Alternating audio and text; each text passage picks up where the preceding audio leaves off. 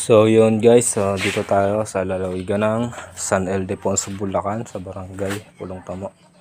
Ito po ang aking mga gawa. Ayan ang Honda CB650 Nighthawk. So overhauling yung engine. So nagawa na natin yan. At tayo naman ang FC400 Yamaha. At ang ito ang GSXR 750. So okay na rin to. So nagre-repair tayo ng tangke. Ayan, gumamit ako ng clay epoxy at saka welding epoxy para sa mga butas-butas, para hindi na tayo magpahinang pa. Kayang-kaya naman. Oh, yan. Kasama ko pala ang tropang John Paul.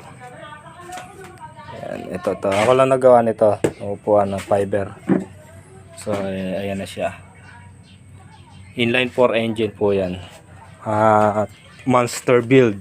Street Fighter build yung ginawa ko siya sa kanya. Yan. So running na po yan. Tapos ay umandar na rin po yung GSXR na yun, ay yung CB650. Noel Works, Motorworks, Big Bike Mechanic.